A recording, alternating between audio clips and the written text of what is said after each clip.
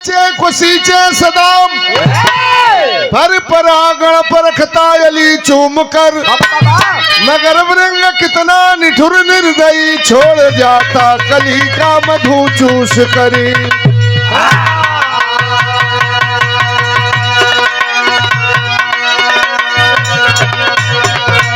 इस जमाना के इंसान है बेवफा लोभ लालच समाई फर्ज भूल कर पापी दहेजी बना है जमाना आती शर्म ना शर्म लूट करी।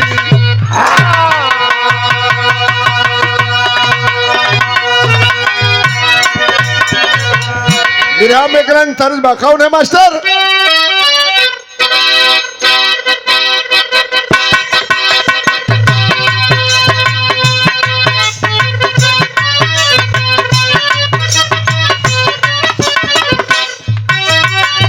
अरे मेरा छोटा सा घर मेरा छोटा सा संसार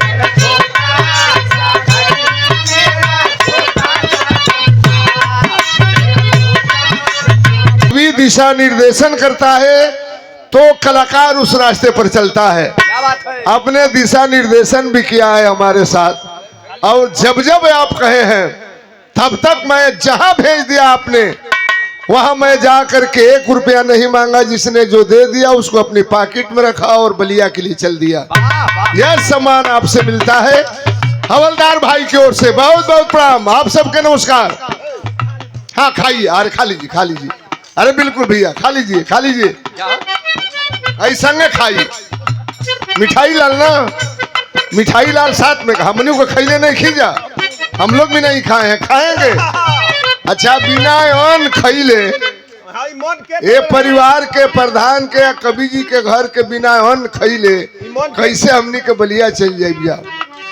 खाएंगे, गाना खत्म होने के बाद खाएंगे। अलसिका तू नहीं खू खैले, क्या बात है, ये प्यार है कवि जी का, हवलदार कवि जी का। हम लोग गाना बंद करेंगे तो भोजन करेंगे, बगैर भोजन किए जाएंगे नहीं। तारे जो ही है मेरा छोटा सा घर मेरा छोटा सा संसार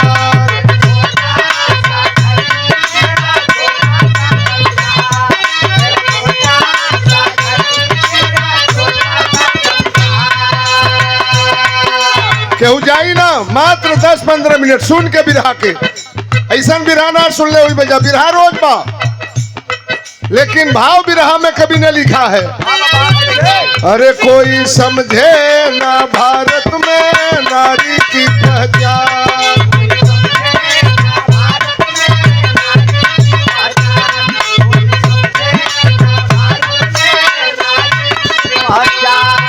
अरे नारी अपनी बेटी बहना नारी जीवन दान, कोई समझे ना भारत में नारी की पहचान।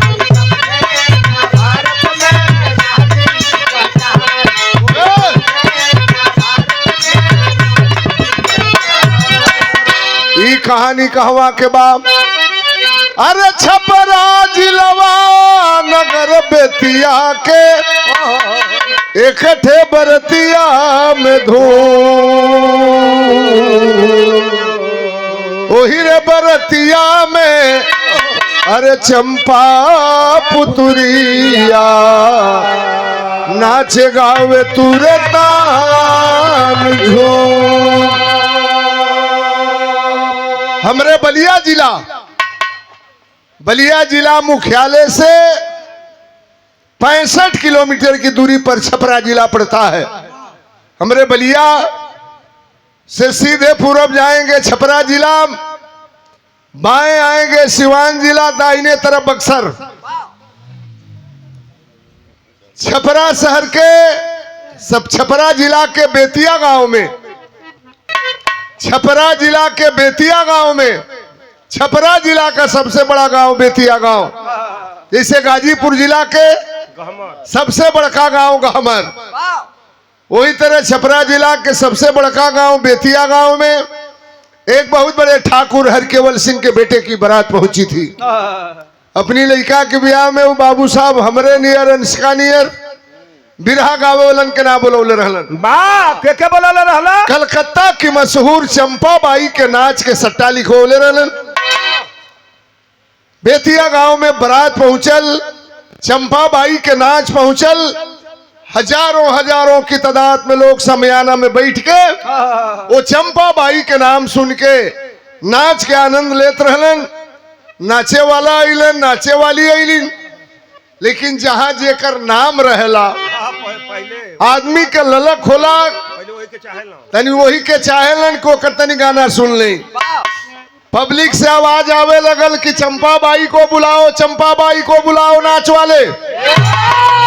चंपा बाई रावटी में बैठ के रच रच के श्रृंगार करत रहल।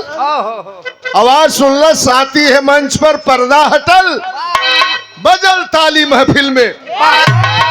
इतनी सुंदर थी वो चंपा बाई, पब्लिक के लोग मोह गए। बड़ी सुंदर है, कोई बढ़िया गाना सुनाओ। कलकत्ता से आई हो नाचने के लिए। चंपा बाई सुनलस कलस, रे बेतिया गांव के लोगों कौन सा गाना सुनोगे? चंपा बाई के आंख में आंसू भरी आइल, रोवे लागल मंच पर खड़ा होके। नाच देखे वाला कलनी तो महफिल को खराब कर रही है। समय से बारात आ गई, समय से नाच भी चालू हो गई। बारात मलिकार लागता कि के कुछ बोल दिया का, क्यों रो रही है? कोई बढ़िया गाना गाओ। ऐसा सीन, एक नाचने वाली नर्तकी रो रही है, नाच रही है और गाना गा रही है। कवन गाना? नंदी भौजी छिनेरी बुजरी ना गौलस। कवन गाना गौलस बंधु? बा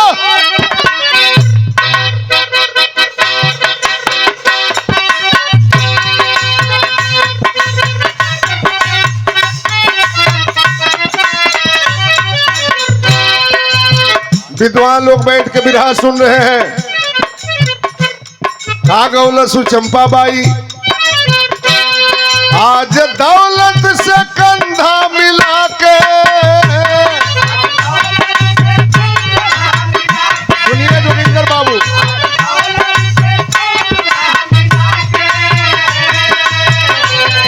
आज दौलत से कंधा मिला के कोई पागल दीवाना चला है।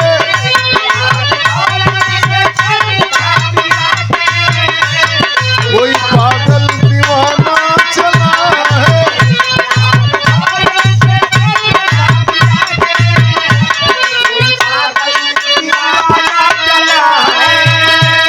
चंपा बाई रोवत बे, नाचत बे, गाना गावत बे। सभी अंधे हुए हैं दौलत की कमाई में, रास्ता छोड़कर भटक रहे बुराई में। अपने ही घर में बहन बेटी बनाना सीखा, गैर की बेटी को ला करके जलाना सीखा।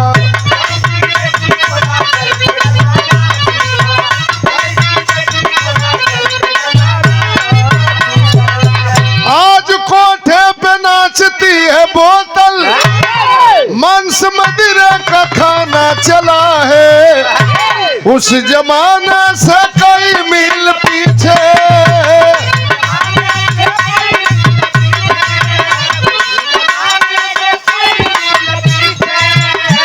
आज कल का जमाना चला है।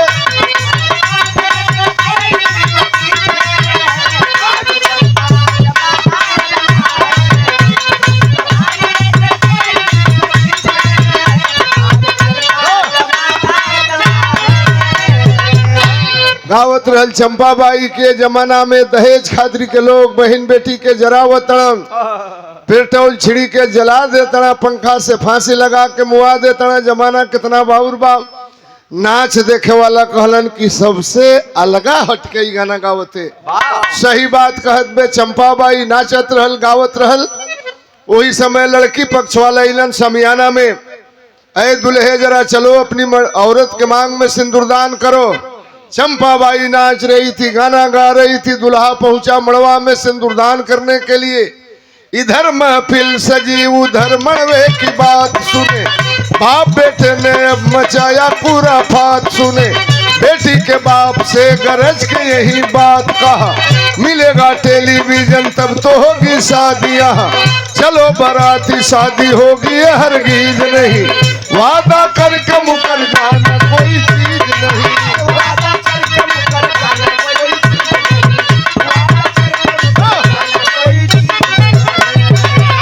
दुल्हा गईल मड़वा में सिंदूरदान करे बदे, पंडित जी शादी के तैयारी करावत, वो दुल्हा के को बात याद आ गई। का हो?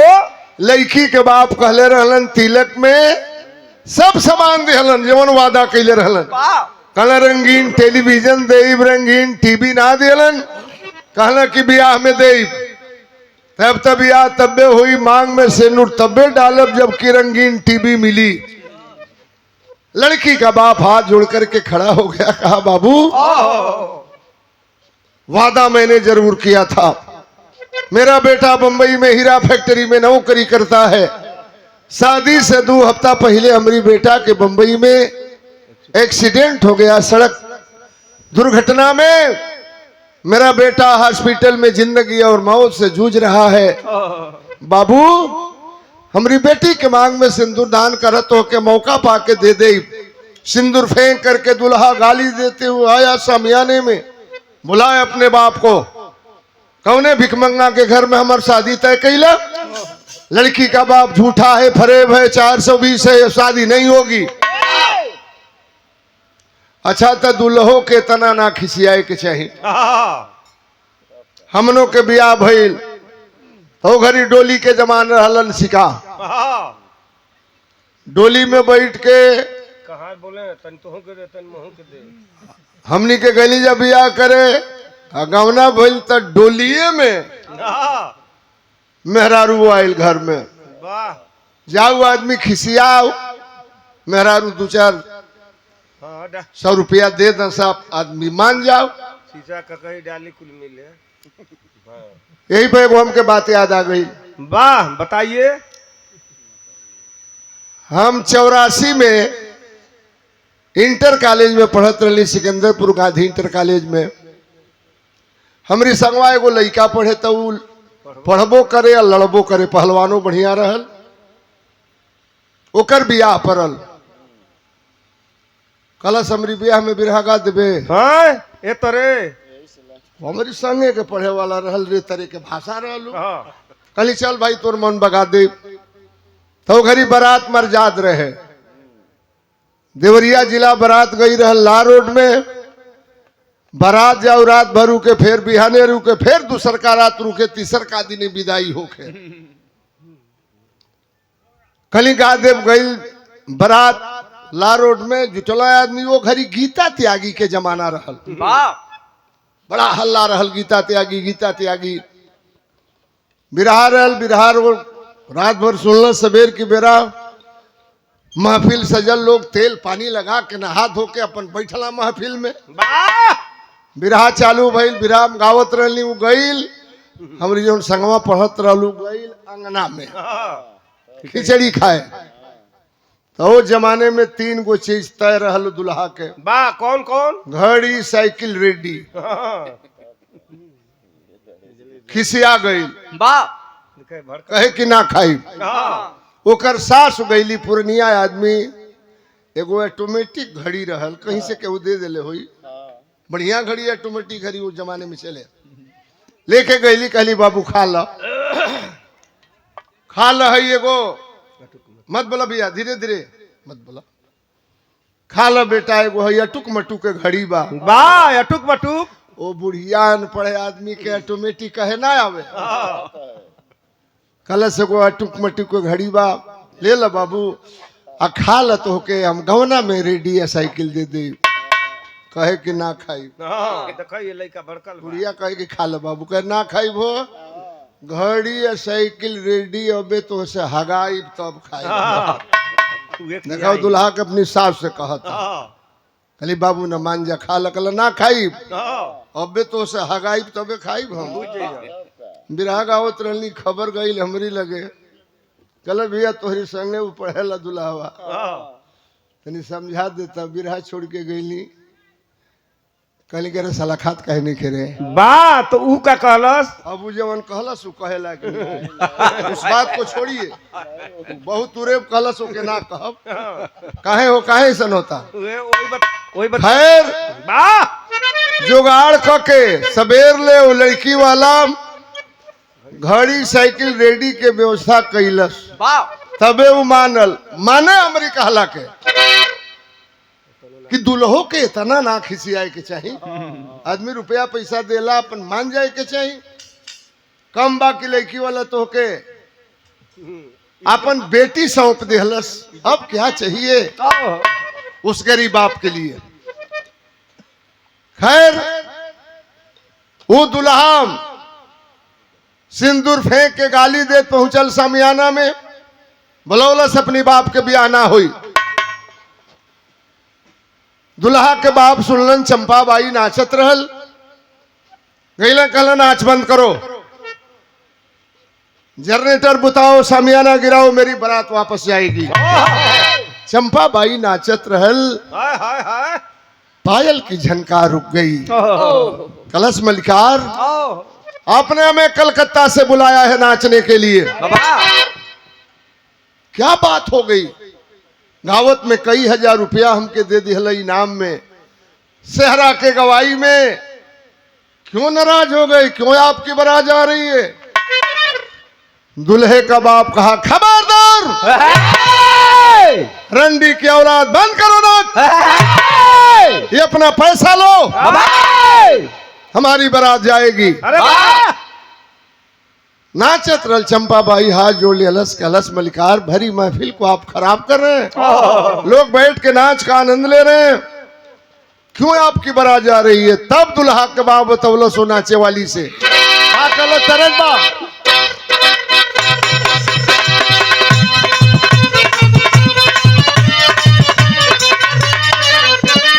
तरज बढ़िया बिरहा के भाव बाप, बजर करे जावा बनावल सिरे महफिलिया में बुढ़ावा।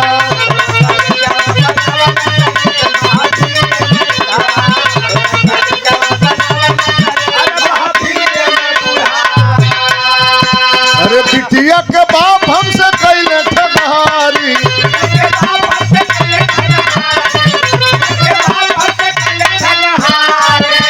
आप कुछ नहीं दिया चाहे सनुरा उधारी,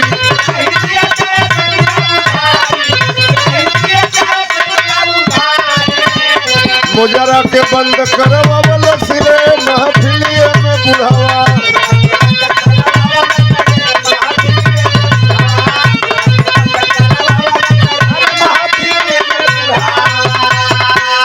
अरे लड़की के बाप काले रला रंगीन टीवी देवे के ना दियलन, बियाह ना हुई।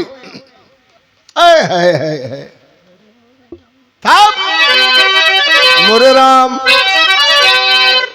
घायल सी चंपा बाई हो गई, फिरकन बंद हुई, रुक गई चमकती पायल, घायल सी चंपा बाई हो गई।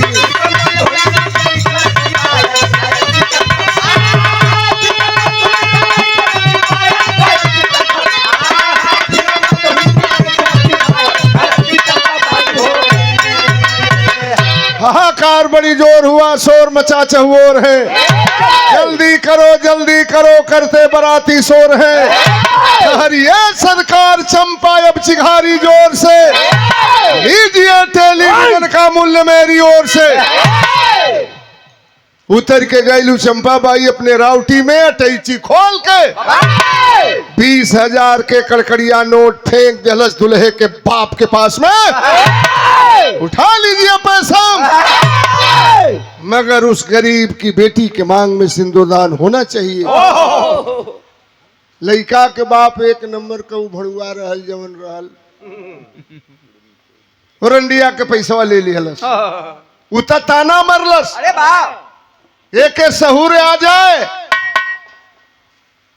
पैसा ले लिहलस। लड़का गईल मड़वा में बियाह हो गई, ओके पैसा चाहत रहल, ऐसनो लोग धरती पर हुआ ना। बताया अंशिका जी ने, एक दुनिया में पैसा बहुत कुछ है लेकिन सब कुछ नहीं है। ताना मरलस, दुल्हा के बाप पैसा ले लियलस। ए भैया बियाह हो गई, घड़ी में 4 साढ़े 4 बजे लगल। नाच देखे वाला चल गिलन अपना अपना घरे। 4 साढ़े 4 बजे बिरहा चाहे नाच अक्सर बंद हो जाला। पहले वह बंद हो जाता रहा, अब तो 12-1 बजे बंद हो जाता। 4 बजल बिरहा, अरे नाच बंद, सगरी लोग चल गिलन। नाच के वो चंपाबाई अपनी चौकी पर बैठा रहल। वो बेतिया गांव के 10 गो पुरनिया आदमी 70-75 बरिस के उम्र रहल, लाठी डंटा लेके बैठा रहल। कल अरे यार आइल बे कलकत्ता से नाचे खातिर के, आई दुल्हा की बाप के रुपया दे दियलस। आखिरकार वजह का बा, खुदे रुपया कमाए आइल बे, क्या बात है? दुल्हा की बाप के रुपया दे दियलस। दाल में काला लग रहा है। गांव के लोग कहलन की बेटी, अरे तू रंडी नहीं, तेरा तो चंडी का रूप है रे। अरे हाय हाय हाय। आज बता लिया बेतिया गांव के मर्यादा को। दुल्हे के बाप को पैसा दे करके, बेटी तू रुपया काहे दे ले दुल्हा के बाप के? कल छोड़ा चाचा काका लोग दे दिली, हमें दूसरे कार्यक्रम में जाना है, हमारी ट्रेन छूट जाएगी, छोड़िए इस बात को। चलो नहीं बेटी, आज तुम्हें बताना होगा तुमने रुपया क्यों दिया दुल्हे के बाप को।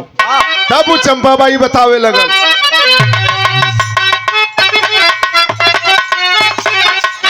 बड़ी पुरान फिल्म का नाम बहिना तोहरे खातिर। अरे ककरी अंगनवा फूलम, अरे चंपा चमेलिया बाबू, अरे ककरी अंगना फूले, अरे नबुला रसदार बाबू हो, ककरी अंगना फूले।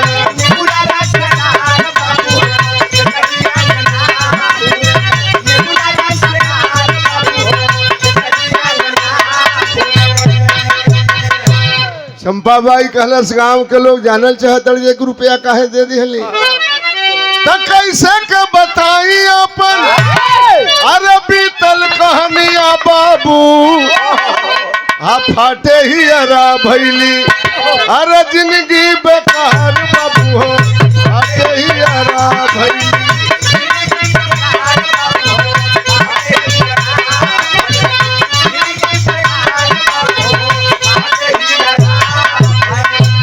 जानल चाहता 1 रुपया काहे दे दिहली कि यही गौआ के हमहू आ रही बेटिनिया बाबू, अरे फाटे ही अरा भैली, जिंदगी बेकार बाबू हो, फाटे ही अरा भैली। हमहू यही गांव के केहू के बेटी बहन है। गांव के लोग सुनल है, हमारी गांव के लड़की, हमनी के बात के जानकारी ना बा, तुम झूठ बोल रही हो। कल सुना चाचा, बेतिया गांव 4 किलोमीटर में फैला है।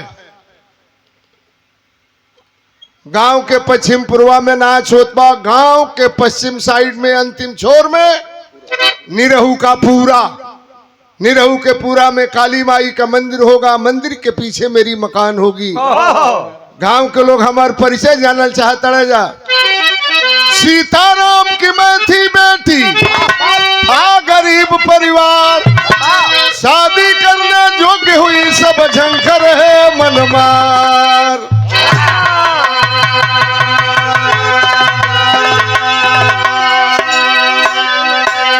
निरहू के पूरा में काली माई का मंदिर, काली माई के मंदिर के पीछे मेरी खंडहर मकान होगी।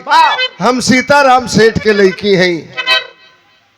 अब हम काहे बेस्या हो गई, छोड़े कर कहानी, अब हमें जाने दीजिए। गांव के आदमी कहलन, हमारे गांव के बेटी, कौन गांव का दलाल ले जा करके हमारे गांव के बेटी बहन को कोठे पे बेच दिया।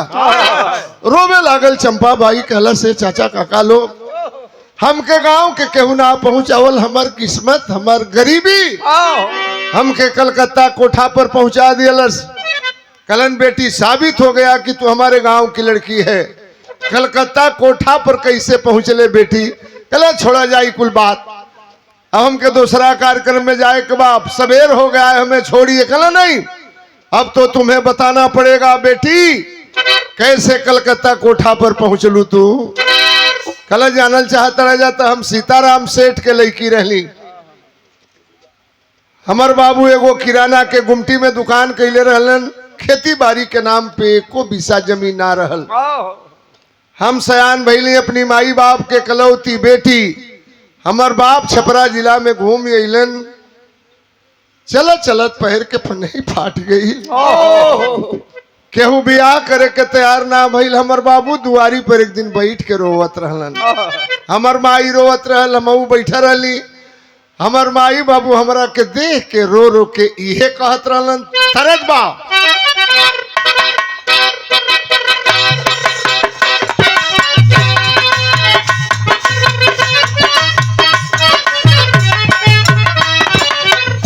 बनारस जिला में गीत के मेहरारू गावेली, अपने बलमुओं को चोरी,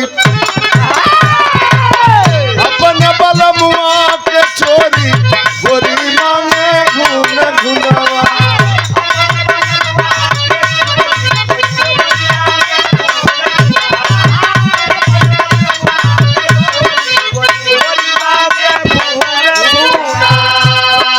चंपाबाई कलश गांव के लोगन से चौकी पर बैठा रहल, सामने पुरनिया लोग बैठा रहलन, वार्तालाप होत बा। कलश हमार माई बाबू देख हमके रोवत रहला हमरे जवानी में कि कैसे के होई है सगाई, अरे कैसे के होई है सगाई, रोवे बाबू औरी माई।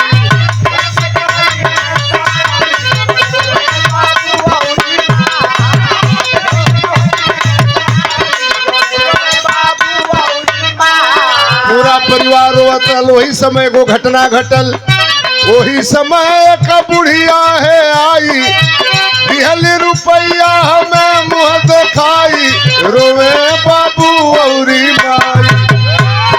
अरे बहुअर बनाई भी बताई, अरे बहुअर बनाई बताई, रोवे बाबू औरी माई।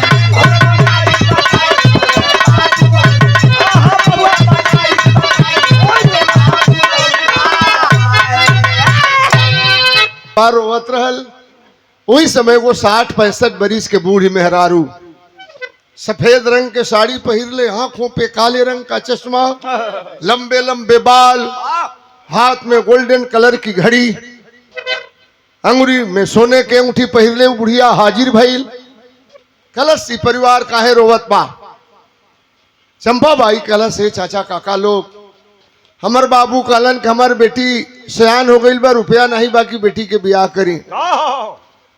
बुढ़िया कहलत तो हम लोग झूठे रोवत हो, हमरो छपरे जिला में घर बा, हम तो ऐसा मेहरारू हैं कि छपरा जिला में घूम घूम के जेकरा लड़का लड़की के बियाह ना होला अगुवाई के बियाह कराइला। उ त बात अलगा बा, हमारे को लड़की बे ए क्षमा करेंगे, हमारे को लड़का बा, अरे लड़की के बियाह हमारी लड़का की संगे होई। चंपाबाई कलश से चाचा काका लोग बड़ा हम खुश भइली। 5000 रुपया बुढ़िया हमके मुंह दिखाई में दियलस। शादी के दिन तय हो गई, लेकिन बुढ़िया एगो बात कहलस कि हमरे खानदान का नियम बा, हमारी खानदान का नियम है जौना लड़की से बियाह होला, बियाह के पहले देवघर में ले जाके भगवान भोलेनाथ का दर्शन कराई ले जाए, करीब बाद शादी होला। चंपाबाई कहलस की अब हम समझ गए कि हमार तकदीर संवर गई, अब हमार बियाह हो जाई। वो बुढ़िया हमके लेके चल दिलस देवघर में दर्शन करावे। बाबा अरे होई हमारी बेटा से सगाई, बुढ़िया बोलल बा, शादी वाला दिनवा गइल धराई, बुढ़िया बोलल बा।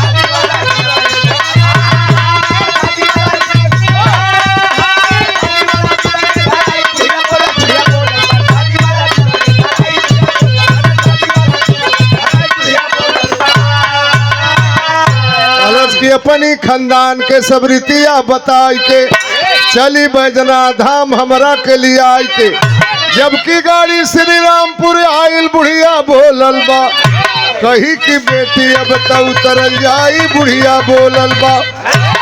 चंपाबाई कलश से गांव के चाचा काका लोग ट्रेन में बैठा के बुढ़िया लेके चल दिहलस। कलकत्ता से एक स्टेशन पहले श्री रामपुर रेलवे स्टेशन पड़ेला, ट्रेन रुकल, ट्रेन की डिब्बा से लेके हमके उतर गई। कलश के हम सोच गए कि भगवान भोलेनाथ के दरबार में आ गई, लेकिन है गांव के लोग नौ बुढ़िया अपनी बेटा से बियाह करावे लिया गई रहल, देवघर में दर्शन करावे लिया गई रहल, बुढ़िया रहल के बतावत दे।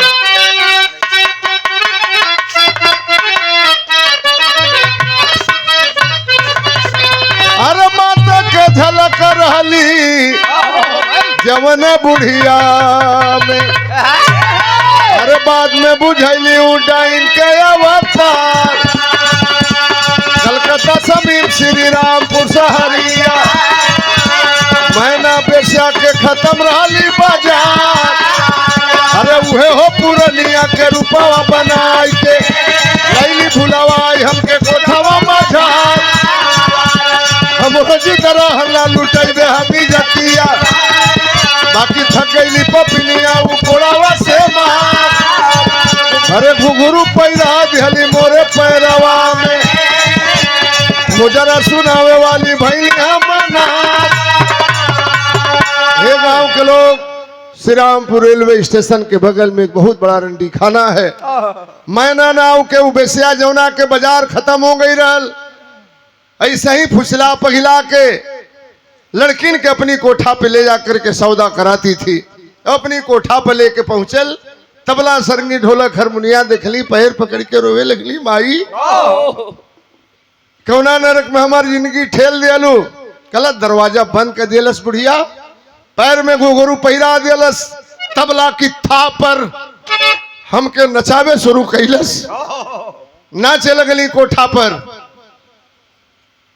कमरा में बैठ के रोवत रहली। एक नथ उतारने वाला आया नौजवान, पैर पकड़ के रोवे लगली, अपनी माँ बाप के इकलौती बेटी, हमरे आबरू के सौदा मत करा, हमके धर्म के बहिन बना ला। नौजवान चला गया, उठा के कोड़ा मारे लगल, बुढ़िया हरामजादी धंधा खराब करना चाहती है। एक बात सुन ले, कोठे की सीढ़ियां आने के लिए बनाई जाती है, कोठे की सीढ़ियां जाने के लिए नहीं बनाई जाती।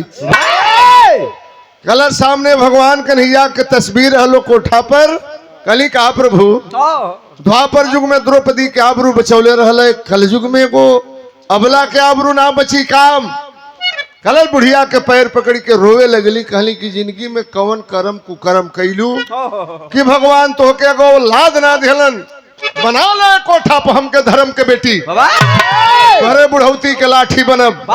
कल से गांव के लोग वो बुढ़िया हमके कोठा पे अपन बेटी बना दिलस, लाखों का बैंक बैलेंस, कोठा महल अटारी सब हमरी नामे लिख दिलस। संजो कहा जा कि दुल्हा के बाप के बाबू बाजार में खटाल बाप, हमरे नाच के हल्ला सुन के इला कोठा पर सट्टा लिखवावे लगलन, सट्टा लिख लेली, कली पता लिखवावे लगली कहाँ जाए के बाप। दुल्हा के बाप बतौलन कि छपरा शहर से सिवान वाली रोड पर 12 किलोमीटर की दूरी पर बेतिया गांव में तुम्हें जाना है। कलश हमरी हाथ से कलम छूट गई कि जौने गांव में हम पैदा भैली, सयान भैली, कोठा पे आके बेस्या बन गईली, कैसे अपनी गांव में चली। लेकिन हमने हिम्मत जुटाया, एक बार चलूं बेतिया गांव में। क्या बेतिया गांव के लोग बदल गए हैं कि वही है? अभी तक कोई बदलाव नहीं बेतिया गांव में।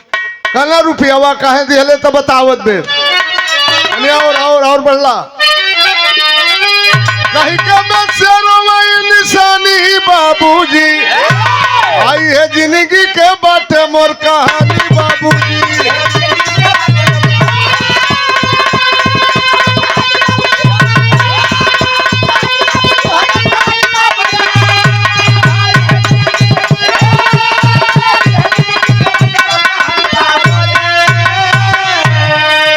जैसे मोर नरक में पड़ गईली जिंदगनिया, कहीं ना भटक जाए ये भी दुल्हनिया, बैरी होले दुनिया में जवानी बाबूजी। रुपया काहे दियली, यही बदल दियली टेलीविजन के कीमतिया, ससुरा में रहे बिंदु बहनी के इज्जतिया, कहीं करो माया से पानी बाबूजी, यह जिंदगी के बाटे मोर कहानी बाबूजी।